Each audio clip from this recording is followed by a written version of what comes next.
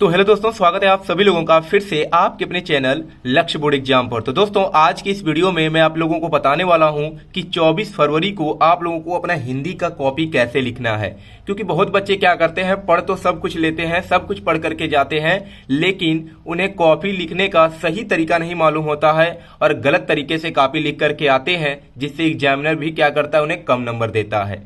तो आपको कैसे कॉपी लिखना है आज की इस वीडियो में मैं आपको बताने वाला हूं। वीडियो को पूरा देखिएगा। अगर जैसे मैंने यहां पर कॉपी को लिखा हुआ है, अगर ऐसे आप पेपर में लिखेंगे तो अगर आप थोड़ा बहुत गलत भी कर देते हैं तब भी आपको पूरे के पूरे अंक दिए जाएंगे। ठीक है, तो सबसे पहले देखिए, आपके पेपर में 20 नंबर का एमसीक्यू टाइप क्वेश्चन पूछा जाएगा। तो उसको आपको कॉपी में नहीं लिखना है, उसके लिए आपको एक OMR सीट दिया जाएगा, जिसमें क्या करना होगा, गोले को फिल करना होगा, जिसमें कि 10 क्वेश्चन जो होगा वह गद्य साहित्य और पद्य साहित्य से पूछा जाएगा और बाकी के जो 10 क्वेश्चन होते हैं वह व्याकरण से पूछे जाते हैं। उसके बाद जो 21 नंबर क्वेश्चन होता है वह होता है गद्यांश पर आधारित प्रश्न, जिसमें कि एक गद्यांश दिया रहता है और उस पर 3 क्वेश्चन पूछे जाते हैं। तो वहां से आपको क्या करना है, अपने कॉपी में उसका उत्तर लिखना है। तो जैसे मैंने यहां पर 21 नंबर क्वेश्चन लिखने के लिए इस प्रकार लिखा हुआ है। सबसे पहले आपको क्या करना है, लिखना है प्रश्नोत्तर संख्या 21। ठीक है, ऊपर की तरफ आपको लिखना है प्रश्नोत्तर संख्या 21 और यहां पर आपको क्या करना है, 2 लाइन खींच लेना है। ठीक है, और दोनों लाइन सही से खींचना है, इनके बीच का जो गैप हो वो बराबर हो। ऐसा नहीं कि ऐसे ही इस तरह खींच देना, नहीं, स्केल के माध्यम से क्या करना है, 2 लाइन आपको खींचना है। उसके बाद प्रश्नोत्तर संख्या 21 ऊपर लिखना है और 21 क्या करना है, यहां पर भी लिखना है। अब उसके बाद आप जिस भी गद्यांश को हल करना चाहते हैं, 2 गद्यांश दिया जाएगा, एक गद्यांश रहेगा और अथवा में भी एक और गद्यांश रहेगा। तो अगर आप जो भी गद्यांश हल करना चाहते हैं उसके कुछ वर्ड्स जो होते हैं यहां पर आपको लिख देना है।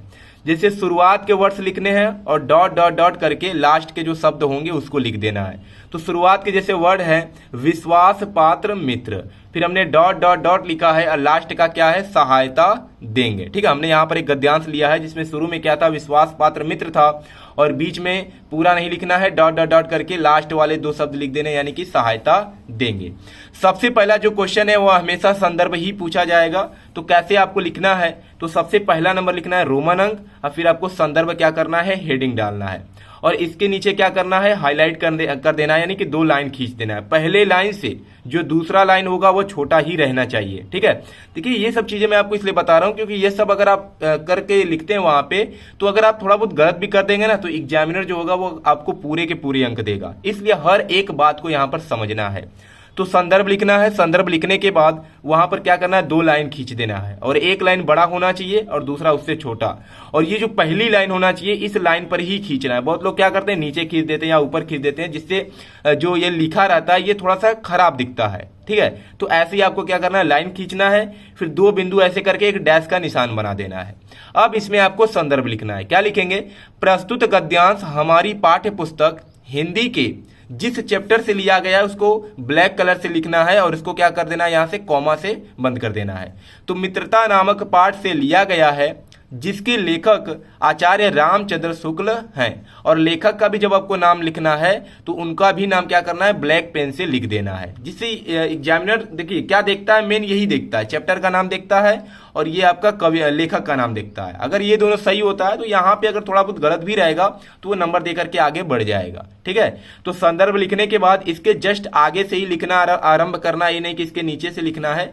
इसके आगे से क्या करना है, 1 लाइन लिखना है, फिर दूसरा लाइन भी जस्ट इसके नीचे से स्टार्ट करना है और तीसरा जो लाइन होगा इसको फिर यहां से स्टार्ट करना है। फिर उसके आगे जितने भी लाइंस आप लिखेंगे उसको नीचे से क्या करना है, स्टार्ट करते चले जाना है। ठीक है, लेकिन 2 लाइन जो होगा वो हमेशा हेडिंग्स के आगे से ही स्टार्ट करना है, जिससे थोड़ा सा ये देखने में क्या होता है, अच्छा लगता है।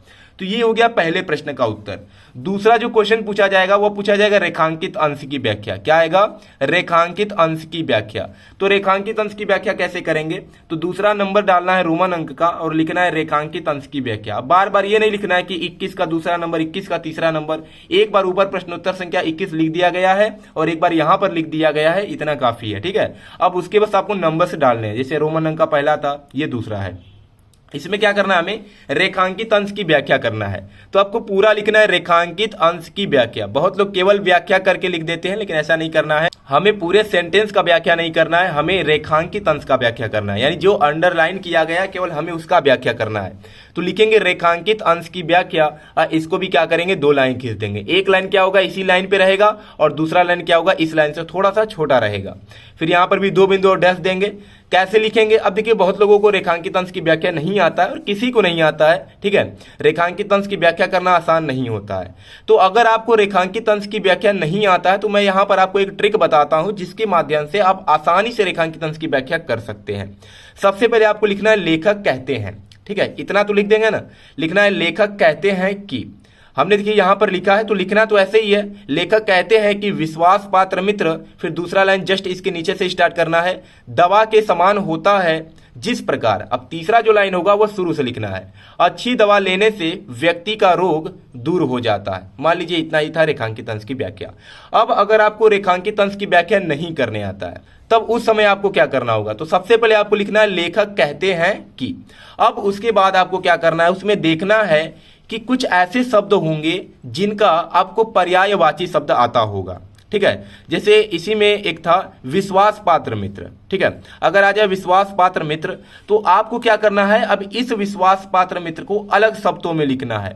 तो आप ये लिख सकते हैं विश्वास पात्र मित्र का मतलब क्या हो जाएगा, विश्वास करने योग्य मित्र, ठीक है। इस तरह लिख सकते हैं कि लेखक कहते हैं कि विश्वास करने योग्य मित्र जो होता है वह दवा के समान होता है, जिस प्रकार अच्छी दवा लेने से व्यक्ति का रोग दूर हो जाता है। तो हम ये आपको बताना चाहते हैं कि जो भी इसमें वर्ड्स आएंगे अगर वो उसका आपको पर्यायवाची शब्द आता है या उससे रिलेटेड कोई भी आपको शब्द आता है तो वो शब्द क्या करना है इसके जगह पे लिख देना है।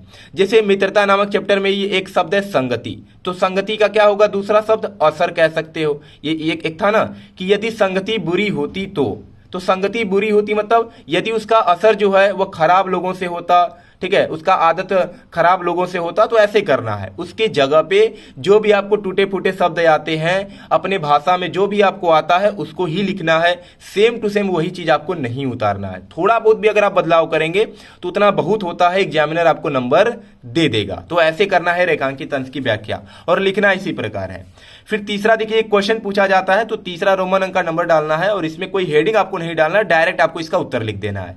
जैसे सच्चा मित्र माता जैसा स्नेह देकर हमें कुमार्ग से हटाकर सन्मार्ग की ओर ले जाता है। क्वेश्चन पूछा गया था कि सच्चा मित्र कैसा होता है, इसमें क्या क्या विशेषताएं होती हैं। तो सच्चा मित्र जो होता है वह माता जैसा स्नेह देकर हमें कुमार्ग से हटाकर सन्मार्ग की ओर ले जाता है, इसलिए एक सच्चे मित्र को माता के समान बताया गया है। अगर रेखांकित अंश की व्याख्या में कुमार्ग आ जाए तो कुमार्ग का मतलब क्या होता है, अलग रास्ता यानी कि खराब रास्ता जो हमें खराब अलग जगह ले जाए, यानी जो हमें असफलता की ओर ले जाए। तो ऐसे ही अपने शब्दों में आपको लिखना है, ठीक है। तो इतना लिख देंगे तो आपको 6 नंबर आसानी से मिल जाएगा। तो कॉपी भी आपको ऐसे ही लिखना है, गद्यांश का सेम टू सेम पद्यांश के लिए भी ऐसे ही लिखना है और संस्कृत का जो क्वेश्चन आएगा उसमें भी आपको क्या करना है, कॉपी ऐसे ही लिखना है। जैसे अब देखिए कुछ क्वेश्चन ऐसे होते हैं जिसमें कि क्वेश्चन नंबर 8 होता है लेकिन 8वें में क होता है, ख होता है, ग होता है, ऐसे क्वेश्चन होते हैं।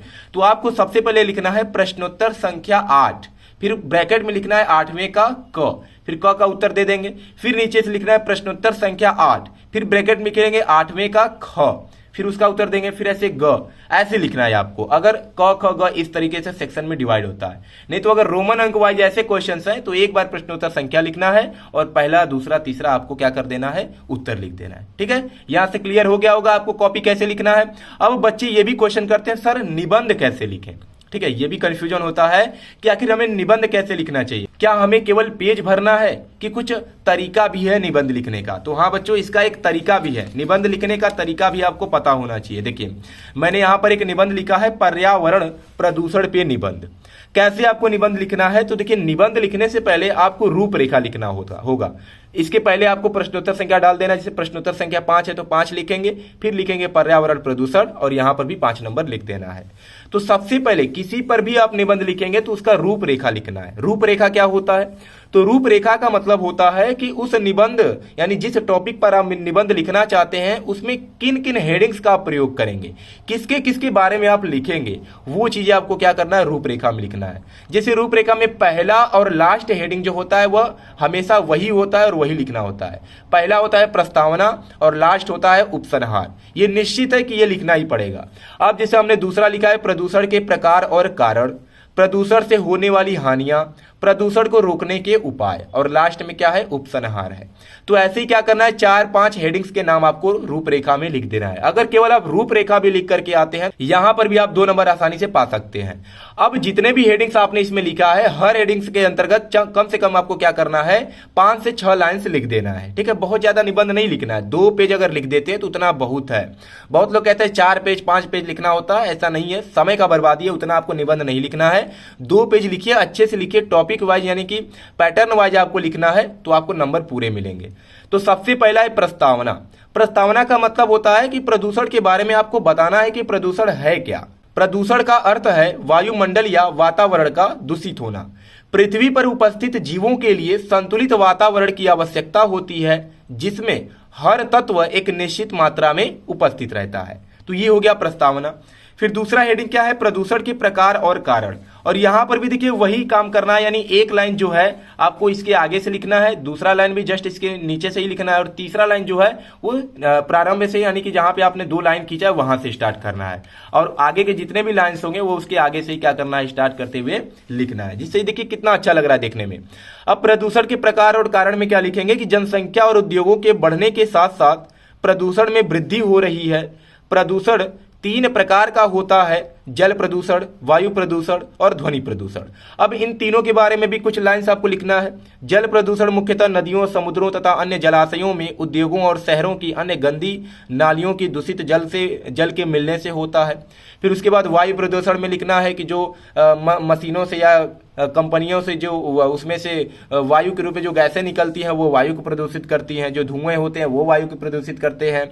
फिर उसके बाद ध्वनि प्रदूषण क्या होता है, तो जो वाहनों द्वारा जो वाहन चलते हैं, जो शोरगुल होता है सड़कों पर, शादी ब्याह में डीजे बजाए जाते हैं उसमें जो शोरगुल होता है लाउड स्पीकर्स के द्वारा, तो इस सबसे क्या होता है, ध्वनि प्रदूषण उत्पन्न होता है। ठीक है, तो ऐसे क्या करना है, आपको अपने शब्दों में लिखना है, अपनी भाषा शैली में लिखना होता है, इसको रटना नहीं होता है। तो ऐसे भी फिर क्या करना है, आगे कौन सा हेडिंग है, प्रदूषण को रोकने के उपाय, प्रदूषण से होने वाली हानियां, फिर उपसंहार। उपसंहार का मतलब इससे क्या निष्कर्ष निकलता है उसके बारे में आपको बताना है, और इसको रोका कैसे जा सकता है, हमें क्या क्या कदम उठाने चाहिए, इन सब के बारे में लिखना है उपसंहार में।